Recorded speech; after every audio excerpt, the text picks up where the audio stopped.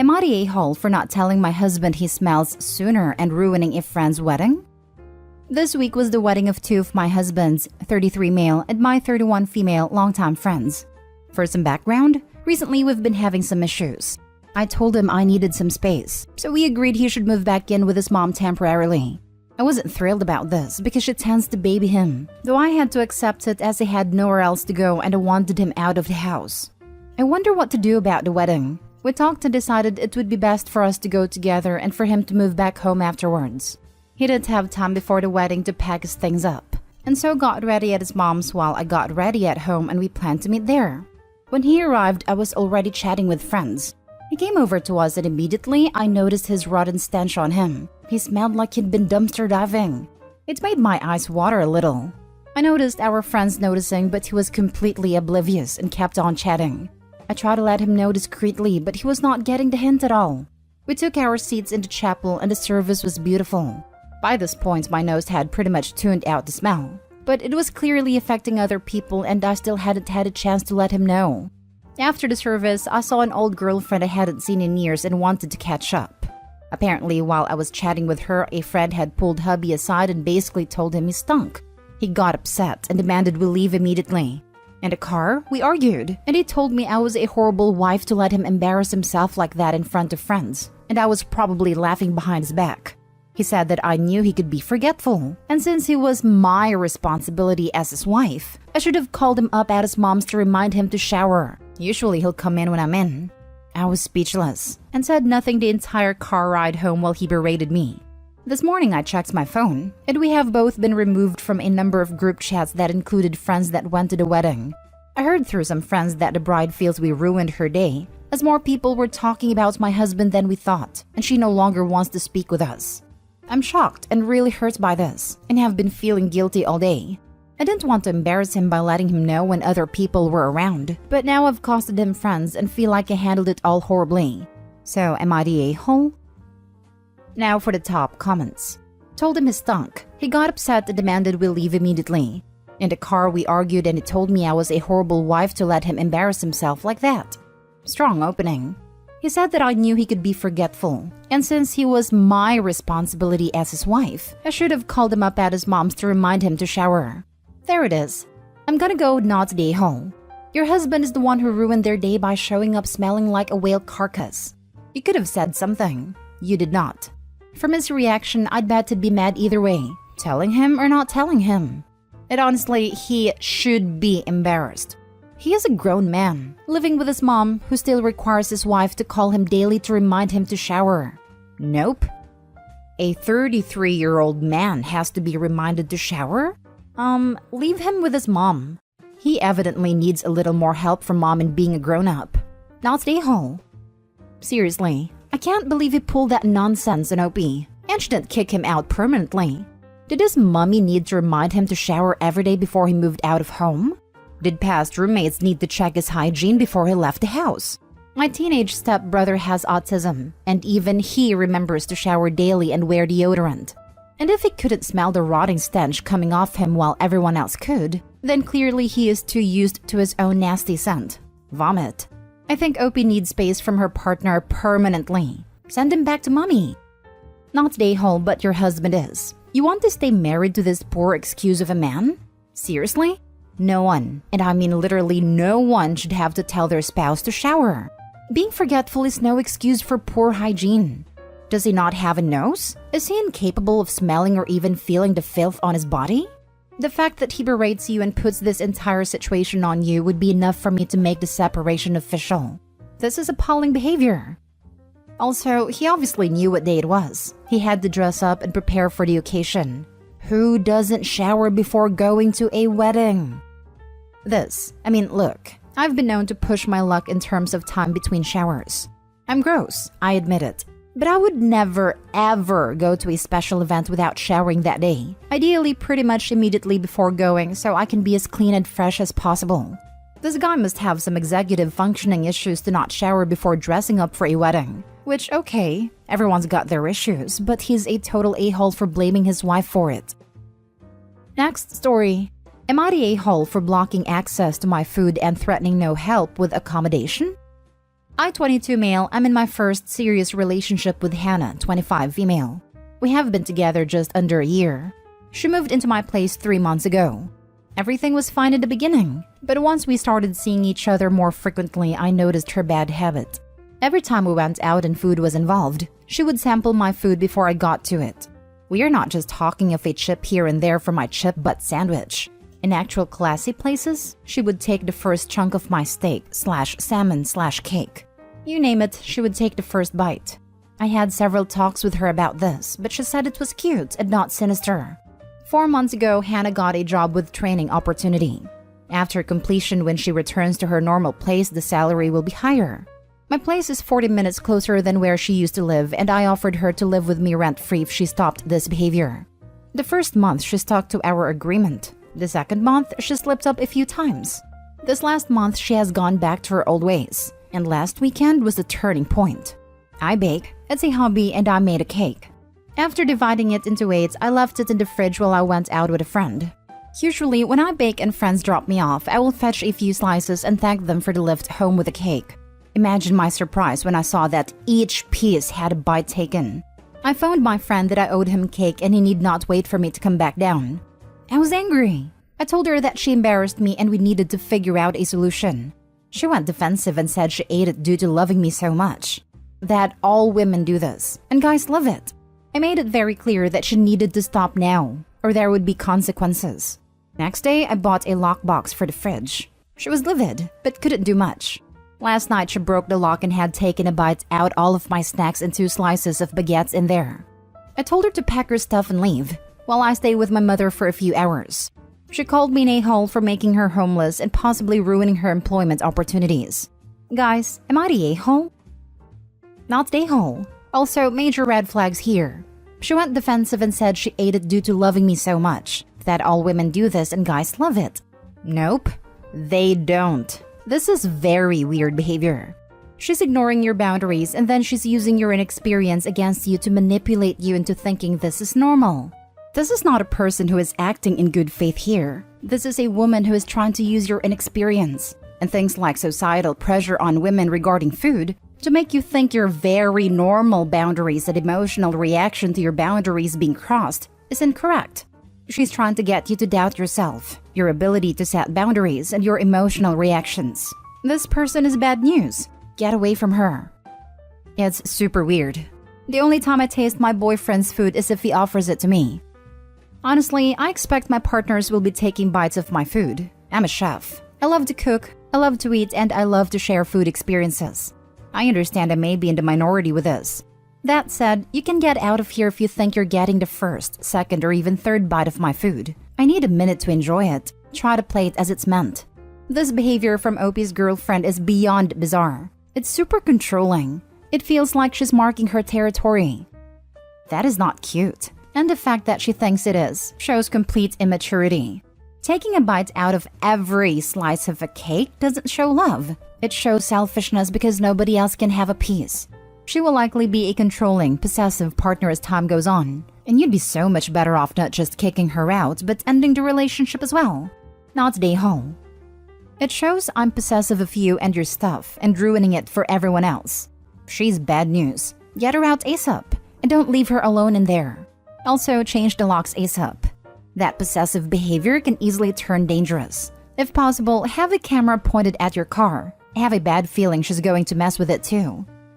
Not the a-hole. I'm a woman and I can confirm that neither I nor any other woman I have ever met does this. It is not a thing that women do. Next story is titled, Am I the a-hole for making my mom cry and hurting her marriage? Background. My mom has me, 16 female, and my brothers Nico, 17 male, and Shay, 18 male with our dad. He died on my 5th birthday really suddenly. Mom was young and had the 3 of us, and she ended up meeting our stepdad less than a year later. I think it was about 2 years after my dad died that she introduced him to us as her boyfriend, and they married fast after that. At the time, Mom and my stepdad wanted him to adopt us and to change our last names to his, so we could be a legal family and share a family name.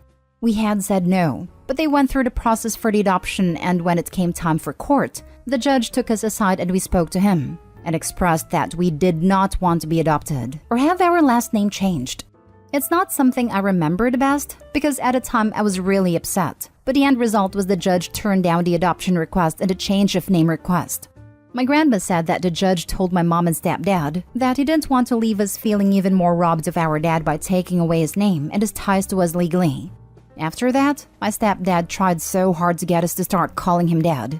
He always called us his kids, his daughters/sons, etc. But he made for a real emphasis on how much he wanted to be our dad and how he wanted to feel us accept him in that kind of way. Mom would sit and tell us how we were blessed to have two dads, one in heaven who looked down on us, and one who was with us on earth and could raise us and be the parent we needed. She said it would be such a positive thing to embrace him as our dad. My brothers and I never did call him dad. Mom had more kids with our stepdad, and they call him dad, but it was always a problem that we didn't. My oldest brother graduated last year and he moved out soon after. He graduated early, and there were some things that went down which resulted in mom and stepdad bringing Nico and me to therapy with them. 4 weeks ago during therapy, my mom and stepdad brought up how tired he is of feeling like he raised us for nothing because we never show him the love he believes he deserves, and we don't show him the respect he wants by denying him the title of dad. They said he is very close to leaving. So mom asked if either of us would consider trying to be more open to the idea. Would we at least refer to him as dad to others even if we don't call him dad to his face? I said I would never be okay with that. My brother too. Mom cried and my stepdad, well, I think that was a breaking point for him. It feels like their marriage is all but over. And deep down, I know both of them blame me and my brothers. I hate seeing mom so upset. And my stepdad can't hide the fact he's angry with us over it. Am I the a-hole? Now for the top comments. Not the a-hole. They tried to force the adoption down your throats when none of you wanted it. And now he says this is a deal breaker for the marriage? If that's true, he never really wanted a marriage. He just wanted to be a dad. Which, considering they had kids together, he is. And if he considers leaving because his stepchildren aren't calling him dad while his real children do, I don't know, it seems weird. It sounds like it's just about control. He doesn't like that the older kids won't comply with his demand. Now for the last story. Am I the a-hole for cutting someone off financially because they were acting entitled? Plus little update. I, 25 female, have an average paying job, doing body piercing so earn enough to live off. My friend Lottie, 24 female, who I had been friends with since I was little, did not come from a financially fortunate family and has no job. Extra info? No disabilities, mental disorders, or anything at all to stop her working. Plus, she has a public transport pass. So ever since I got a job at 16 years old, I supported her financially, treating her to meals and trying to help her avoid takeaways for her well-being. I even paid clothes for her. And when she was 18, I paid for 1/4 of her apartment rent and hair salon appointments. Keep in mind, she is on government benefits. This continued, which is absolutely fine, and she always told me she liked the unemployed life as the reason she didn't work. All was okay, until I officially started making more money at 21 years old. I began treating her to more designer clothes and shoes, but nothing like Gucci or Chanel, as a treat for being a good friend. She began to meet a few friends, whom of which never knew her financial situation, I presume, and would only wear her best designer clothes around them, and high heels plus jewelry. I was happy she was wearing them confidently. She started to ask to bring her friends over to my house a lot. I do not know these people. Met a few times but not introduced properly, and I was okay with that, as I know she was a bit insecure. Until it became every single week. One night, she asked to throw a quiet casual gathering at my house while I was at my boyfriend's, which I was entirely fine with. Well, what do I come back to? Beer bottles everywhere. My stuff thrown about the place. My cats scared, my clothes ripped, and multiple of my practice piercing ears ripped. There were even used tampons on the bathroom floor and vomit was everywhere. I collected my cats and briefly went to my bedroom, which thank goodness had a lock, whilst waiting for everyone to leave. Then I heard Lottie and her friend talk, and Lottie was talking about how she was grateful that her friends came to her house, and that Lottie was making £60,000 a year. She said something along the lines of, "Yes, if you ever need any designer, let me know and I'll buy you some." And that's how I found out all the designer clothes she didn't wear that I bought her were given to her friends that all have jobs. So when everyone left, I was furious. I stormed at her and shouted, "Give me my stuff back and get a freaking job. I will not be supplying for you at all. I don't want my stuff back. You're an adult and grown up enough to stop acting like I'm your mummy." She refused to give me my stuff back, so I told her if she didn't give me my stuff back, I would tell her friends about it all. So she obliged and started acting the victim by saying, "But I don't want to work." So I told her to get out, and she did. And I spent 3 hours cleaning my place. 2 weeks later, I'm still friends with her, but getting calls from her begging to have some money. Everyone in my life thinks I'm an a-hole for this. Not an a-hole, but girl, if you can go to therapy, I think it will help you unpack why you let this woman ride your back for so long. I'm actually in therapy, but I had known her since I was a kid, so I had that emotional connection and trust. You had it, but unfortunately, I don't think she did. Hers seems centered around what she can get from you. I'm sorry, your, hopefully friend sucks. You deserve way better. Not the a-hole. She's a lifelong mooch, and not your friend. You have no responsibility for her life and financial situation. You never did. Of course, she likes the unemployed life and doesn't want to work. She's getting a free ride off the government and your hard work. I will say, you did kind of set yourself up for this by feeding into her mooching behavior since childhood. But you're both adults now. And able-bodied adults have to work whether we want to or not. That's just life. You really would be doing yourself a favor to cut her, and anyone else who doesn't see what an ungrateful leech she is, out of your life and find better friends who truly appreciate when you decide to treat them. And don't just constantly have their palms out of your money. Thank you for your feedback. I have noticed a significant difference in my money management since cutting her off financially. And the only reason I ever did give her money was because she'd always, I presume, lie about how little money she actually had. And again, lied that nobody else was willing to give her money. Then you should have given her job applications if she had little money. I tried. Update: we aren't friends anymore.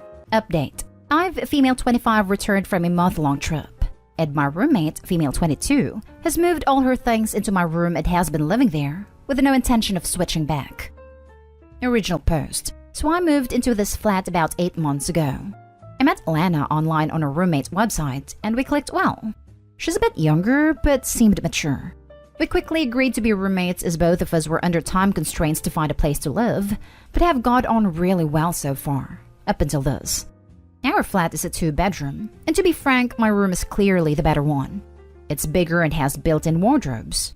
When looking for the flat, I found a place first on my own and put down a deposit to take it off the market while I found another roommate. The flat was perfect. Cheap rent, and my aunt manages the property, so I was keen to snap it up before anyone else did. The area it's in is popular, so I wasn't really worried about not finding someone to room with. Because of the above and that I was there first, I took the bigger room naturally. When showing potential roommates, including Lana, round, I was sure to show the smaller room and say this would be your room. We moved in 8 months ago. It has been happy families. Never heard Lana complain about her room. Because I have about 6 times the wardrobe space that she does, I told her she's welcome to store her off-season clothes in there, or whatever she wants to store, as long as she's not popping in every morning to get dressed. She was happy with us. But just over a month ago, I went traveling. Now, I'm not the biggest fan of having people in my room, but I told Lana if she had someone stay, her sister's friends from home, they could sleep in my bed. She said thanks, and now she's been such a great roommate and rarely has guests except her boyfriend. I didn't worry at all. I came back yesterday. I was exhausted from the flight and traveling, and just wanted to shower and sleep. As I walked in, Lana was in the living room with her boyfriend. We said hello and hugged, had a very quick catch-up, blah blah. Then I dragged my suitcase to my room, opened the door, and found it full of stuff that was not mine. I kind of yelled, "What the hell?" and briefly thought I was so jet-lagged I was confused, but opened the door to Lana's room and saw all my stuff. I walked into the living room and asked Lana what was going on.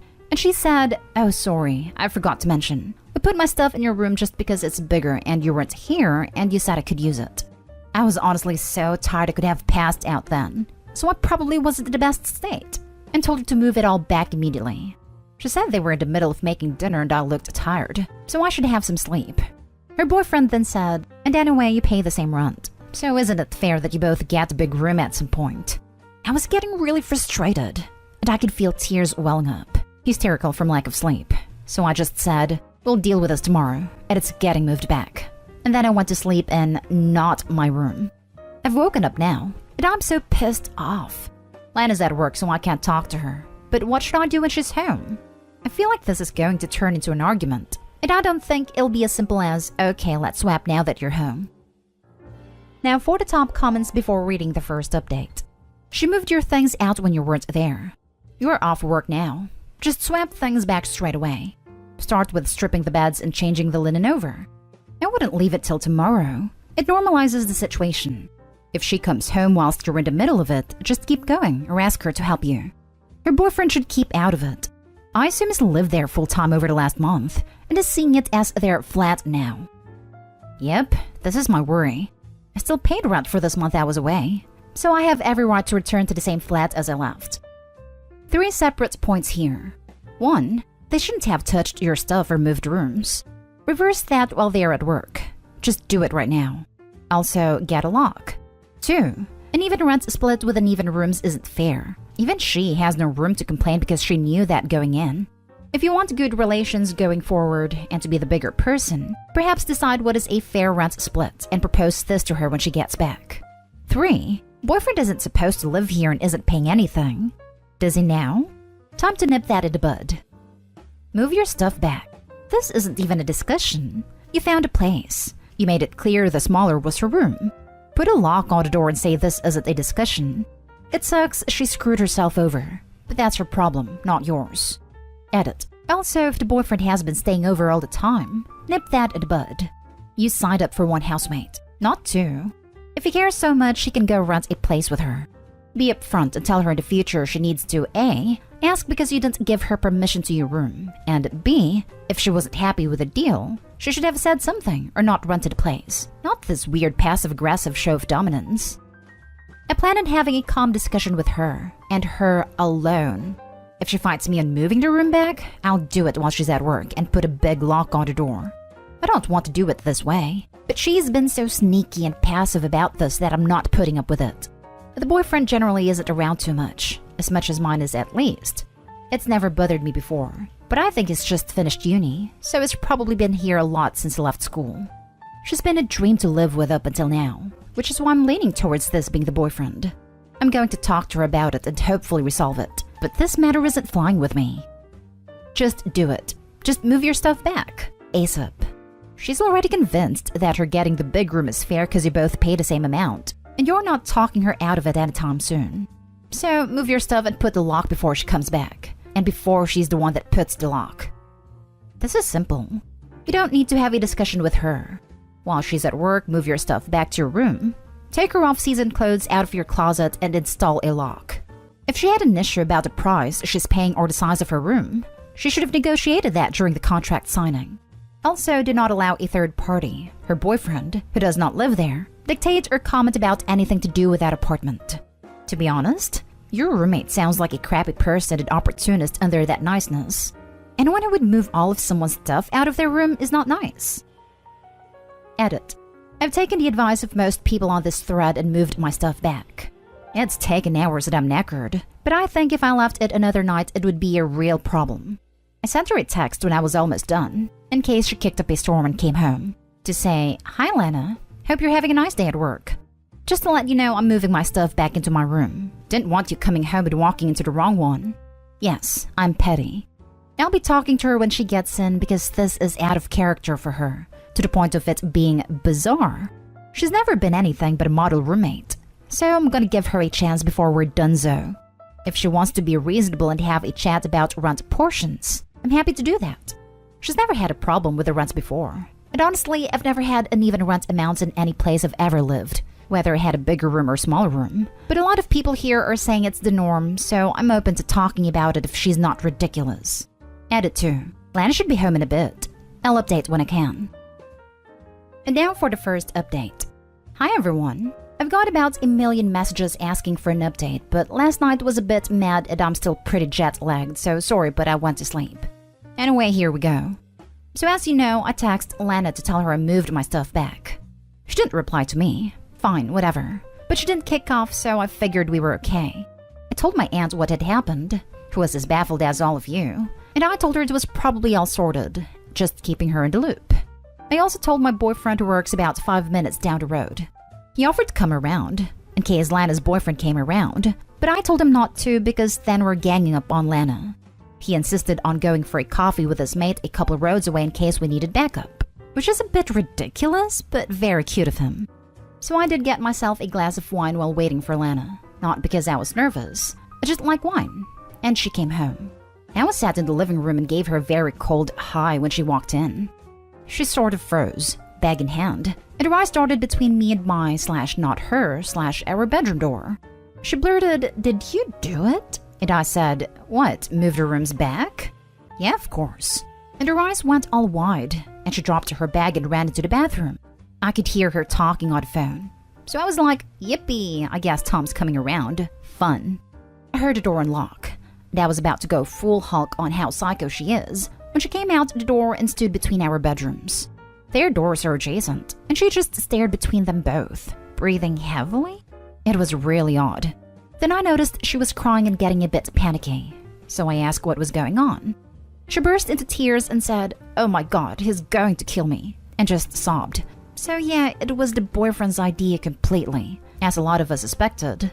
She's honestly always been a perfect roommate, which is kind of why I came to the sub. If she was generally Nehal, I would have known how to act, if you know what I mean. Anyway, Lana has a bit of a breakdown, and it turns out POS Tom has always been a bit of a POS. Very jealous, which I always saw hints of, but Lana never mentioned, so I didn't. It has amped up his POS-ishness while I've been away.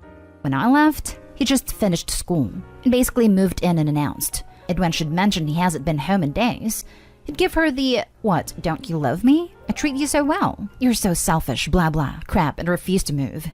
She showed me the text he sends her. Absolutely horrific stuff. Things like, "Ring me in the next 5 minutes or we're over. Send me a picture of you at your desk with something showing today's date so I know you're at work." Just abusive stuff. On to the room. As we guessed, he moved it. He did it while she was at work, which is actually a bit gross thinking of him going through my stuff. And I'm considering somehow implying he have crabs or something he could catch just to make him squirm a bit. But I'll work on it. Lana came home and asked what he was doing, and he made it out it was just temporary and that I wouldn't mind. Such a gentleman speaking on my behalf. And he would move it back. And that he was doing it for her and she was so selfish, etc. When it got a few days before I came back, Lana suggested moving it back. And he completely denied he said that, and told her it was her idea to move it. And he only did what she told him, but it's staying now, or she'd be sorry. So basically, Tom is a prick. Lana sobbed and apologized and cried, and I fed her wine. She didn't want to see Tom, who obviously assumed he lived there now. So I texted him from her phone saying our landlady, my aunt, was coming around for an inspection and staying for dinner after with my family, and he couldn't come over tonight. He sent a lot of begging, whiny texts, and then went on the offensive and called Lana a liar. So I rang my aunt, explained everything, and had her write us a fake landlord email mentioning the visit and how she was looking forward to fajitas because she's an absolute babe and I make good packet fajitas, which we forwarded on to Tom, and left her alone for the rest of the night, apart from a few texts. I'm not entirely sure what we'd do about Tom. Lana sounds like she wants to break up, judging from her crying and screaming, "I hate him, I hate him, I hate him," into her wine. I think she's scared too, though. I checked with her and he doesn't have a key, so that's a relief. I've told my aunt everything and she said she's happy to ban him from that flat, but Lana would need to break up with him first and get all that sorted. Thanks everyone for the advice. I know it wasn't the most popcorny update, but hopefully Lana will be okay, and we're going to be doing some girly stuff this week at avoiding Tom. And yeah, God knows what will happen. And now for the second update. Hi everyone. It's been a busy month since my last post, and I logged back into this account out of curiosity and saw quite a few people message me requesting an update. So here we are. Sorry it took so long, but things have calmed down now. So shortly after my last post, Lana broke up with Tom. She was quite scared to do it because he's a psycho, and it took 2 weeks between the last post and the actual breakup. During that time, she didn't let him come around or see her. Luckily, she remembered that Tom had never had chickenpox as a kid, so we pretended my nephew had caught chickenpox and had to stay with us because my brother's wife had never had it and couldn't risk getting shingles. It worked luckily, and he stayed away.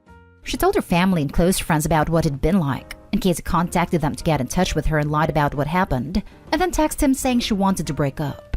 Well, he blew the hell up. Called her every name under the sun, switched back to apologizing and saying she was the love of his life, then said she'd never find someone like him. Then he would die without her. Then he wanted to end her. And then they were soulmates. It was insane. He started messaging me too, telling me I was an evil witch who had ruined his perfect wife. Lol, okay then. And as predicted, her family and friends got messages too. We both turned our phones off to ignore it and just watched TV. Later, I briefly switched mine on, where I had a lot of messages from my friends telling me to block some guy in my social media. It was Tom calling me every imaginative combination of the C word he could think of all over my public Instagram page.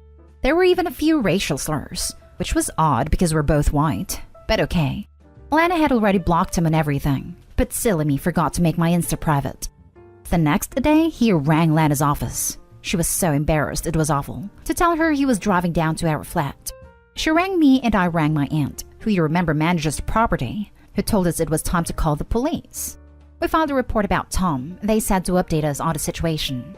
In the UK, you need to go to court to actually get a restraining order, so we have it as such. But the evidence is all there and documented if we need to go that far. The police rang Tom, at our request, told him they'd seen the messages and to turn his car around, because if he turned up at our door, he'd be arrested. Police officers here are amazing, can I just say. Tom managed to poop himself hard enough to not show up after that. So we were fine for a week. Then the post came. Tom started sending letters, threats and soppy I love you stuff, flowers, then a pizza that we had to pay for. We were actually hungry, so we ate it. He even signed us up to a magazine subscription. It was bizarre. We went to the police again. They filed everything, but Lana didn't want to go to court. I don't blame her as she was incredibly stressed by the whole thing. So 2 weeks ago, I took my aunt and my mother out to dinner. I told them both about the situation, and my goddess of an aunt had an idea. She manages about 30 properties, not just the one we live at, as I had a few that were unoccupied now, with school finishing. She told me she would show us around all the 2 bedrooms she had, and we could live in any of them for the same rent we pay now, and just transfer over our deposit/fees, as long as there were no damages to deduct and we helped do a deep clean to get it ready for the next tenant. We found one within a 5-minute drive that's just as lovely, and to anyone concerned about the previous rent dispute, has equal-sized bedrooms. So we moved, which is why the last 2 weeks have been manic, but we're settled in now. Tom has been informed that we've moved, because the stuff he sent since has been returned. Lana and I are completely no contact with him, and anyone who visits us is sure not to pass on our address to Tom. Also, I apologized to Lana about the issue with paying the same amounts of rent. She said she never had a problem with it, and said that that's how she had always done it through uni and with other roommates. She refused to take any money from me, but I've decided I will be funding the weekly flat wine sessions for the future. It's been a long month, and even though my traveling tan has faded, things are great now. Thanks for all your advice before, guys, even the ones I didn't agree with, and let's all pray to baby Jesus that I have a calmer living situation from now on. Wow, what a fantastic outcome for everyone involved. I mean, obviously trauma from Tom's idiocy and harassment, but now that nitwit is on police notice, you and Lana have a nice new flat with equal footing. And it sounds like you've formed a real bond over this, whereas your previous post was typical roommate entitlement issues combined with a crap boyfriend. It both escalated and got better. Much luck to you and Lana living in the future. You've been a great friend to her. Your aunt definitely deserves some good wine sessions too. We're taking my aunt out for dinner next month. This update was so satisfying to read. You guys did great. I cracked up when I read a magazine subscriptions part. Dude was a loon. You were a really good egg in this situation. I'm glad it's turned out for the best. Thank you. I'm so happy it's all calmed down now. Am I the a-hole for giving my stepson a 20-minute time limit to return my car before I phoned the police? Plus update. Original post. This happened last night and I'm extremely annoyed. I am a 34 female doctor and part of my job entails being on call for 1 to 3 nights a week, twice a month. My fiancé Dale, 30 male, has been saving, with my stepson's mom, to buy him a car for Christmas. My stepson Rex, 16 male, has a license already but always has to borrow his mom's station wagon or his dad's beat-up pickup truck. His mom's car is lame and embarrassing and his dad's can only hold 1 passenger. Not practical for a teen. On to the main conflict. Rex texted me yesterday around 12 if he could borrow my car after school. His friends wanted to go to the mall but the bus route is too long, so could they borrow my car? I texted back a, sorry but no, I'm on call again. Can you ask your mom? He says no. I told him, sorry but my answer is still no. I'm sure you will find a solution. Ask your friends and you can all figure it out. If you see where this is going, you are less shocked than I am. I was up in my home office, the room where I keep my switch, sewing machine, and laptop, so not an official office, when I heard Rex and his friends downstairs after school. I was going to see if they needed anything, but they left after a few minutes. An hour later, I went to the kitchen, cleaning up the empty bottles and wrappers from their snacks. Then I saw the spot where I left my keys empty. I began to panic. First, I bolted to the door and my car was gone. Immediately dialed my stepson. He picks up and it's obvious he's in a mall store that plays loud music. I told him to get himself home now, and he laughed and said that I am not his mom, that he'll be home whenever he pleases. I'm not proud, but I told him that he has 20 minutes to get home or I'll call the police and report it stolen. Rex panics and said he couldn't find all his friends and drive home in 20 minutes. Told him tough luck. 10 minutes later, I get a text that he is in a mall parking lot and will be home soon. I phoned Rex's mom and informed her of his stunt. She was madder than me when I told her that I was on call. She apologized and promised to talk with Rex and Dale ASAP. Then Rex came in, threw me my keys and locked himself in his room. Dale finally came home around 8 and he said he had been on the phone with his ex. He demanded to know why I punished his son. I put my foot down and explained I am on call. That means I need my car. And Rex stole my car. Dale disagrees. His ex agrees with me and decided she will not be buying Rex a car anytime soon due to his entitlement.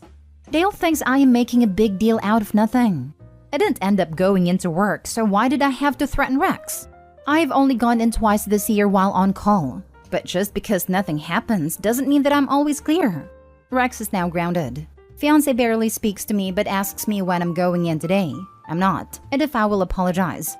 I am still not budging and I'm still angry he doesn't get it. Am I the a-hole?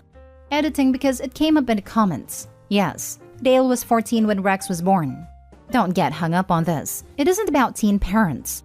Rex's mom was 15 when they had him and is the best mom if you ask me. She's who introduced me to Dale. Now for the top comments before reading the update. Not the a-hole. Rex took your car even after you said no, and Dale is okay with that? Teenagers need boundaries and rules, and parents need to enforce those. Dale is the a-hole and is setting Rex up to be one too. Rex owes you an apology, not the other way around. He demanded to know why I punished his son. Agreed that Dale is the a-hole while Opie's not the a-hole. Opie didn't even punish his kid. She simply demanded that he return the property that he stole. The son rudely refused, so Opie had no choice but to let him know that there would be consequences for his actions if he didn't return the car. Dale's completely off base if he thinks his son did nothing wrong, and that Opie should apologize. Even the ex thinks he is being 100% unreasonable. What would Opie even be apologizing for? Opie's fiancé is just telling his son that he co-signs his theft/disrespect of Opie. It's like he thinks that just because Opie didn't end up having to go in it should be okay for this kid to commit grand theft auto? Clearly, he has little respect for how being in an on-call job works. Not a-hole. Your stepson is clearly entitled because he did steal your car. He even had another option, but it wasn't cool enough? Anything so little of you, it wasn't even of consequence in his mind to take your car and then throw the keys at you afterward. The threat of calling the cops was a perfect response because it seemed to be the first time he was shown that his actions have consequences. Your fiancé? That's even worse. He damn well knows better what an on-call is. And regardless of that, you saying no means no. Why is not a question. If you don't want him to take your car, he should respect that. Your fiancé playing this off is a huge problem because it excuses your stepson's behavior. This is a relationship-ending problem. Do not budge though, or his behavior will get worse. I got my driver's license before all of my friends in high school. My mom graciously let me drive her minivan most times after I asked. At first, I was embarrassed because it was a big, bulky Toyota Sienna, but my friends didn't care. It just means that more people could ride. It also helped that the stereo system had amazing bass. WTF? Your fiancé is a walking red flag. He's a terrible parent and he doesn't even realize it. Stealing a car is a big deal. This is not a gray area. No offense, but you're a doctor. You have your act together. You can do better than a man who expects you to apologize when his son commits a felony. Life is too short to be married to a crappy parent. I won't even date someone who doesn't raise a dog up to a certain standards, much less a parent of a human being.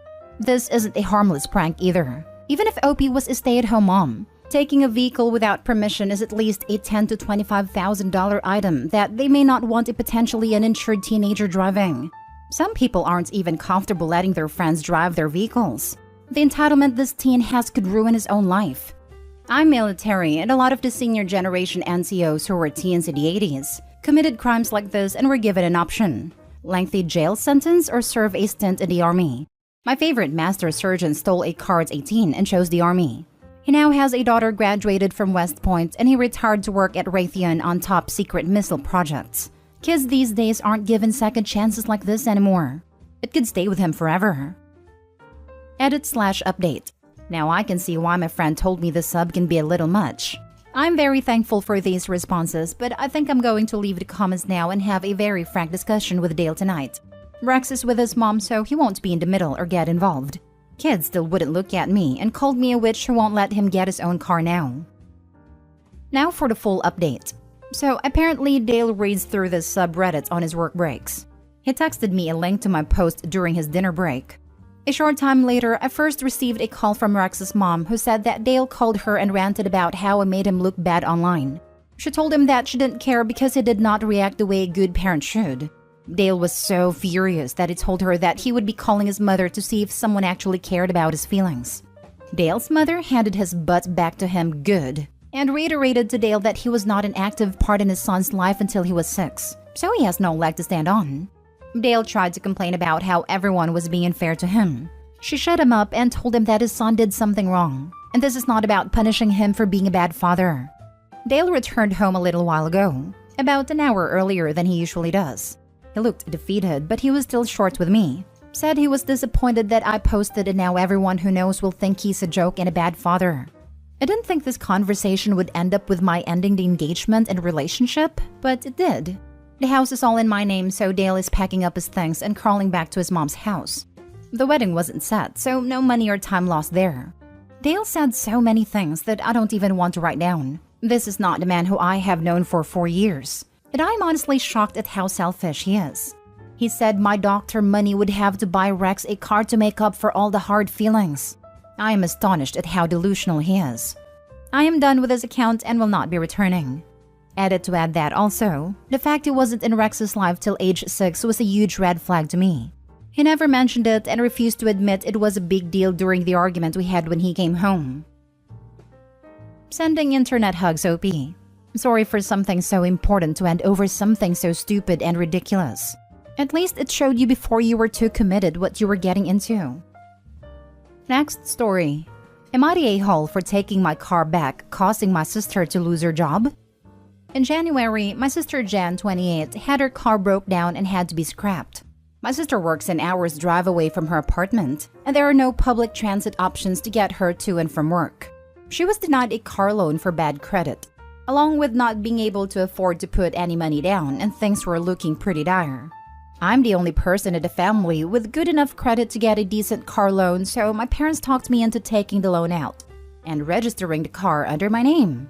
The deal was that Jan would give me the money to pay for everything: insurance, monthly payments, etc. And when the car was paid off, I would transfer the title to my sister. This has been the biggest headache. Jan has gone months without paying me at all, and when she does, she is always short and making excuses. The truth is, I'm essentially paying for the car plus insurance for my sister, with a promise of reimbursement. My parents have also promised to make up the difference at some point, but I doubt that will happen. It has been 2 months since Jan has paid me, and it is again looking like I will have to pay this month's payment out of my own pocket. I am so sick of this, and told Jan last week that I want to be paid in full by that Friday or I would be taking the car and selling it. She just disingenuously apologized and promised super seriously to have the money to me that week. Friday rolled around and she had ignored all my texts and calls. I had my girlfriend drive me out to her apartment, and I told her to hand the keys to the car over or I would call the police and report it stolen. The car is legally my property and I'm done paying out of pocket so she can have a car. She told me she had shifts all weekend and that she would be fired if she could not go. I told her I don't care, and then she threatened to sue me. In the end, I got the car and listed it over the weekend. Jan lost her job last night for not showing 3 days in a row. The fact my parents or some other person could not drive her to work seems to escape her, as she and my parents have branded me the biggest a-hole on the planet. Now for the top comments. She wasn't even trying to make an effort to pay you back. It's your car, not the a-hole. I don't get these kinds of people. What do they honestly expect from people doing them ridiculously huge favors? If someone did something like that for me, I can't imagine just ghosting them and going so long without a payment. Even if I was legitimately strapped for cash, I would pay whatever pathetic sum I could. Even if I keep on getting more and more behind, I can at least show my genuine desire to pay and appreciate the favor done for me. The answer is they are a-holes and they think everyone would screw them over like they screw people over. So they have zero issues with it. Not the a-hole. Driving an hour each way for work costs a lot of money, no matter how fuel efficient the car is. If, after 6 months, your sister couldn't make this pay, perhaps she either needed to move closer to work or find a job closer to home. In any case, it wasn't up to you to subsidize her attempt. But if you took the car back Friday and she didn't get your parents to pay you something that night, well, it sounds like maybe they weren't as upset about this as they claim. Last story. Am I the a-hole for not honoring all of her wishes? Backstory. My husband and I separated 2 years ago. At first, we hated each other. It got better this past year. We spoke, we're friends, we both still loved each other. He passed on September 15th. As his wife, no one would speak to his girlfriend. We'll call her Avery. She called me, upset that no one would speak to her. Coroner, police, no one. After speaking to the coroner, I can understand why she doesn't want me to be the one in charge. Avery has given 2 separate stories regarding his passing. This is also the second time she has went through this exact same situation. 3 years ago with her deceased husband and now mine. So I'm already on edge. I've spoken to his, we will call him Landon, family, and they don't know her really and have only spoken to her via Facebook/FaceTime. They do not get along very well and she hasn't really wanted to get to know them. I don't know much about Avery, just what I've been able to learn in the past 4 days in speaking with her. I know she's hurting. I know she's grieving. I'm taking this a lot harder than I thought I would be, and maybe I shouldn't be. I don't know. I'm not sure how to handle this. Avery's mother called me the day I found out about Landon's death and asked me to check my life insurance policy and make sure it would still pay even without the cause of death. This was before the coroner gave a reason and before I even mentioned the life insurance. The DC says unknown pending investigation or something to that effect. I don't have it yet. She's trying to push us all out of every aspect of his memorial, even though I'm paying for it. I dropped the policy after a year and is going against Landon's wishes. He didn't want a burial, but a cremation and a small memorial then mixed with his parents. Avery sent a message yesterday asking me to see if the morgue would give me Landon's thumbprint. She wouldn't give a reason. She wants to have the memorial at her church with only pictures of the 2 of them, not his family or me and him. I can understand, but didn't understand why his family and friends would be there since she doesn't know them. She wants me to ask for a lock of his hair. She wants to display his ashes in the same Amish box that her husband was in. I said no. I think that's just distasteful. Now I'm being called and messaged by her family and her, saying how I'm trying to take over and that I shouldn't have a say in any of this. I'm not. I did ask for her input and help. I countered with the fact that I'm paying for it all and that I am still his wife and have a 20-year history with Landon. They argued that this wasn't about me. It's not. It's about Landon. But it's about Avery and Landon. Their life together, 1 year, and have nothing to do with it. And that they don't know why I'm so upset over him passing or being involved. And I'm an a-hole for not honoring Avery's wishes and letting her have what she wants for her boyfriend. Am I the a-hole in this situation? Now for the top comments. She had a previous husband die in a similar way. There's a pending investigation on your late husband's death. She's given 2 different stories, inquiring about life insurance policy. Maybe I just watched too much true crime, but this sounds suspicious as heck. It's not just you. It sounds very suspicious to me as well, and to his family. We think this is one of the reasons she's trying to push us completely out of everything. Not the a-hole. I'm sorry, but Avery has no standing here. She can grieve him privately, but she's out of line for trying to claim his remains and co-opt his memorial. The entire story sounds sketchy AF. And while you skirt around it, is there an implication she could be involved in his passing? Honestly, block this woman. Don't talk to her at all. And if she has questions about his estate, refer her to your lawyer. You knew Landon for decades. You still are in contact with his family. You are the ones who should be planning whatever comes next. The entire story sounds sketchy AF, and while you skirt around it, is there an implication she could be involved in his passing? To answer directly, yes, I believe so. Avery gave 2 accounts of what happened. To the deputy coroner, she said that they arrived at her mom's house at 3 a.m. and Landon went to bed. She stated that she left at 6 a.m., came back at 10 a.m. and found him in the same position and discovered he had passed. To me, they got to the home at midnight, stayed up talking to her mom. They went to bed at 3 a.m. and when she woke up at 10 a.m., she found him deceased beside her. The deputy coroner also told me that they found at least 10 different IDs, social security cards and bank cards, on him in his pockets when they got there. I know this man.